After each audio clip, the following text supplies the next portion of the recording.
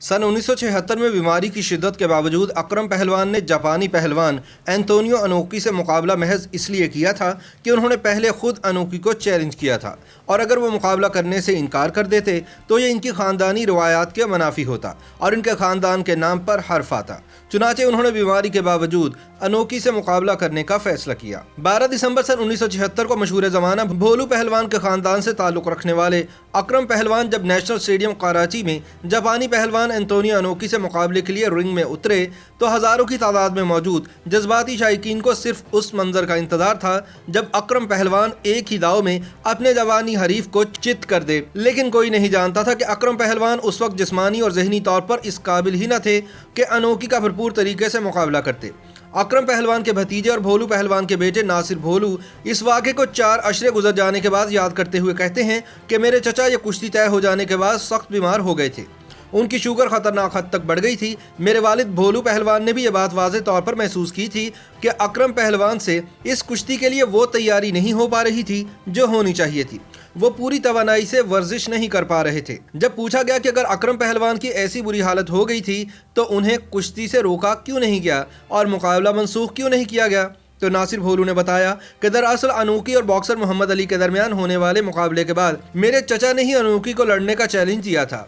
अब अगर वह मुकाबला करने से मना कर देते तो ये हमारी ख़ानदानी रवायात के मुनाफी बात होती। वो अपने चैलेंज से पीछे हटने के लिए तैयार नहीं थे, इसीलिए मुकम्मल सेहतमंद ना होने के बावजूद उन्होंने रिंग में उतरने का फैसला किया। नासिर भोलू इस बात को बहरहाल फ़खरिया तौर पर बयान करते हैं कि उनके चचा ने इस हालत में भी अनोकी का डटकर मुकाबला किया और मुकाबले को तीसरे राउंड तक ले जाने में कामयाब रहे थे। आम ख्याल ये जाहिर किया जाता है कि इस कुश्ती में दोनों पहलवानों का कोई मुकाबला नहीं था, क्योंकि उस वक्त अनोकी की उम्र 33 साल थी जबकि अकरम पहलवान 43 साल के हो चुके थे। रुस्तम जमा गामा पहलवान पर सन 1962 में शाया होने वाली किताब में फ़हीमुद्दीन फ़हमी अकरम पहलवान की तारीख पैदाइश सन 1933 बताते हैं, लेकिन नासिर भोलू का कहना है कि अनोकी से लड़ते वक्त अकरम पहलवान तकरीबन 50 साल के हो चुके थे। अकरम पहलवान और अनोकी के दरमियान होने वाली ये कुश्ती 6 राउंड्स पर मुश्तमिल थी। दोनों पहलवानों ने मोहतात अंदाज में इब्तदा की और एक दूसरे पर दाव आजमाना शुरू किए। 2 राउंड्स में दोनों की तरफ से कोई खतरनाक दाव नजर नहीं आया।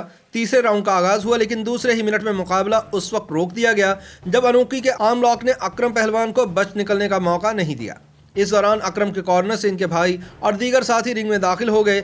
इस मौके पर दोनों जानिब से खासी गर्मा गर्मी देखने में आई, जिस पर अनोकी ने, जो खासे पुरसुकून नजर आ रहे थे, इशारे से अपने साथियों को रिंग से बाहर जाने के लिए कहा। अनोकी हाथ फिजा में बुलंद करके अपनी जीत का ऐलान कर रहे थे और इसके बाद शायकीन की तरफ हाथ लहराते हुए वो रिंग से नीचे उतरे और चले गए। दूसरी जानिब अकरम पहलवान टीवी कैमरे के सामने अनोकी पर मनफी अंदाज इख्तियार करने का इल्जाम आयद कर रहे थे। अनोकी और अकरम पहलवान की यह कुश्ती टीवी पर बराह रास्त दिखाई गई थी। इस कवरेज के निगरान पाकिस्तान टेलीविजन के सीनियर प्रोड्यूसर अतर वकार अजीम थे। वो कहते हैं कि एसएम नकी के अलावा हमारे डायरेक्टर मसलहुद्दीन और जुबैर साहब इस मुकाबले की कमेंट्री कर रहे थे। इस मौके पर जापानी टेलीविजन के लोग भी आए हुए थे।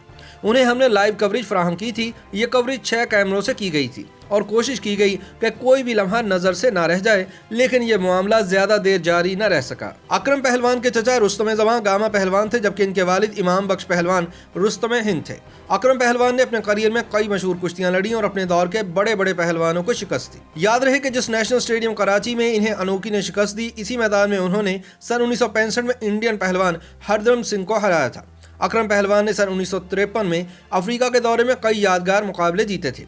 कीनिया में उन्होंने वहां के चैंपियन महिंदर सिंह को भी शिकस्त दी थी। इसी दौरे में अकरम पहलवान ने युगांडा के सबसे ताकतवर पहलवान ईदी अमीन को भी शिकस्त से दोचार किया था, जो बाद में युगांडा के सदर बने थे। अकरम पहलवान अपने करियर में सिर्फ 4 पहलवानों से हारे, जिनमें लाहौर के काला पहलवान, ऑस्ट्रेलिया के बिग बिल वर्ना, डेनमार्क के एंटन और जापान के अनोकी शामिल है। ताहम अनोकी से होने वाली कुश्ती इनके करियर का आखिरी मुकाबला साबित हुई। कहा जाता है कि अकरम पहलवान ने अपने आखिरी अय्याम बहुत तकलीफ में गुजारे। इलाज के लिए इन्हें इंग्लैंड और इंडिया के अस्पतालों में भी दाखिल होना पड़ा, लेकिन शुगर का मर्ज इतना बढ़ गया था कि इनकी टांग भी काट दी गई। इनकी वफात 12 अप्रैल सन 1987 को लाहौर में हुई।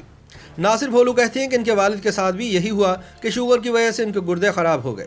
अनोकी ने अकरम पहलवान को हराने के बाद भोलू पहलवान के बेटे नासिर भोलू को जापान आने की दावत दी थी और इस सिलसिले में इनके प्रमोटर को खत भी लिखे थे, लेकिन भोलू पहलवान ने अपने बेटे को इसकी इजाजत नहीं दी थी। लेकिन बाद में अनोकी झारा पहलवान के भतीजे और असलम पहलवान के पोते हारून आबिद को अपने साथ जापान ले गए ताकि वो वहाँ तालीम हासिल करने के साथ साथ पहलवानी की जदीद तरबियत भी हासिल कर सकें।